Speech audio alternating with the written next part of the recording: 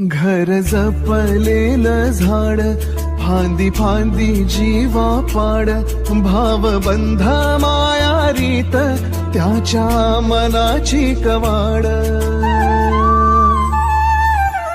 लेक माहेराचं सोन, लेक सौख्याचं औक्षण, लेक बासरीची धून, लेक अंगणी पैंजण, लेक चैतन्याचे रूप, लेक अल्लड चांदण, लेक रंगांचं शिंपण, लेक गंध हळवमान, लेक परक्याचे धन, बाबा तुटतो आतून आला गोठलेला क्षण.